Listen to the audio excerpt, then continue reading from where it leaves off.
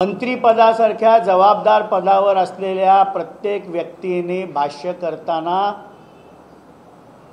हे भान ठेवलं पाहिजे की आपल्या कुठल्याही वक्तव्यामुळे कुठल्याही धर्माचा, कुठल्याही जातीचा, महाराष्ट्रामध्ये कुठल्याही प्रकारचा तणाव होणार नाही ही जाणीव मंत्रिपदावर बसलेल्या प्रत्येक व्यक्तींनी ठेवली पाहिजे।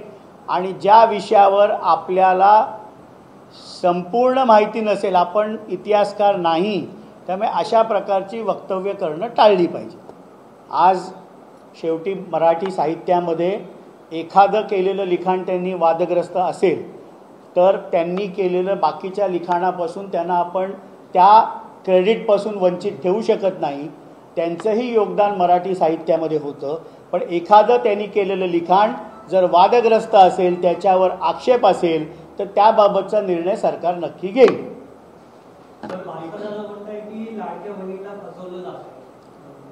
अजिबात नाही। लाडक्या बहिणींचे निकष कुठेही ह्या महायुतीच्या सरकारने बदलले नाही। महायुतीच्या सरकारने ही योजना चालू ठेवण्याचं धारिष्ट्य दाखवलं। महाविकास आघाडीतर्फे ही योजना सुरुवातीपासूनच चालू कशी होणार नाही याच्या विरोधामध्ये कोर्टामध्ये महाविकास आघाडी गेली। किंबहुना नवीन सरकार आल्यानंतर ही योजना बंद पडेल अशा प्रकारचे देखील स्वप्न महाविकास आघाडीने बघितली। पण कालच जो अर्थसंकल्प महायुतीच्या वतीने राज्याचे उपमुख्यमंत्री, वित्त व नियोजन मंत्री अजितदादा पवार यांनी मांडला, याच्यामध्ये भरघोस अशी तरतूद मुख्यमंत्री माझी लाडकी बहीण योजनेसाठी केलेली आहे।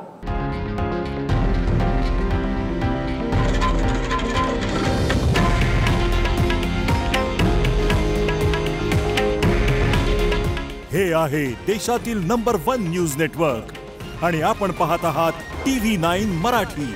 काळजी तुमची, हित महाराष्ट्राचं।